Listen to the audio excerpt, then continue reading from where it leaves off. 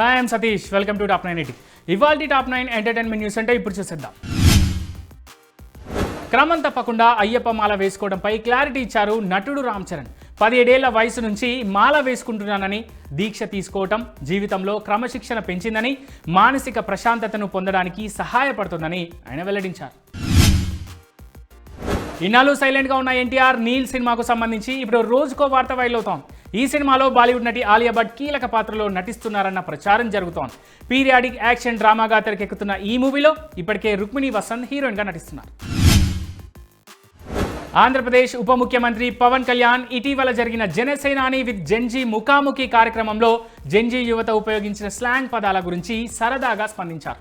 ఎస్యుఎస్ అనే పదాన్ని తన అమ్మాయి తరచూ వాడుతూ ఉంటుందని, సస్ అంటే సస్పెక్ట్ కదా అంటూ పవన్ చెప్పుకొచ్చారు. డెలులు అంటే డెల్యూషనరీకి సంబంధించింది కదా, ఈ మధ్య డెలులు ఈజ్ నాట్ ది సొలులు అనే మాట విన్నాను అని నవ్వుతూ పవన్ కళ్యాణ్ ఆన్సర్ ఇచ్చారు. హోస్ట్ కుక్డ్ అనే పదం అడగా దీని గురించి నాకు ఐడియా లేదు, కానీ నాకు మాత్రం నేను అయిపోయాను అనిపిస్తుందని చమత్కరించారు. ప్రస్తుతం ఇందుకు సంబంధించిన వీడియో నెట్టింట ఇంట్రెస్టింగ్గా మారింది.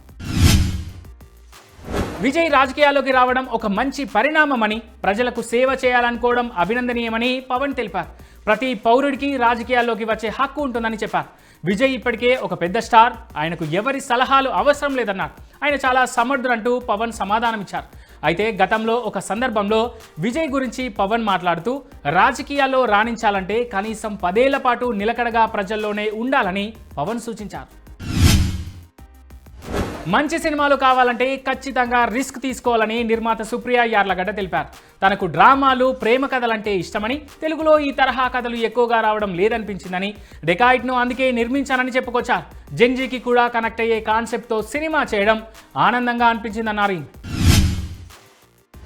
గ్లోబల్ మూవీ రామాయణ మరో అరుదైన ఘనత సాధించింది. త్వరలో జరగబోయే ప్రతిష్టాత్మక కామికాన్ ఈవెంట్లో ఈ సినిమా ట్రైలర్ను ప్రదర్శించబోతున్నారు.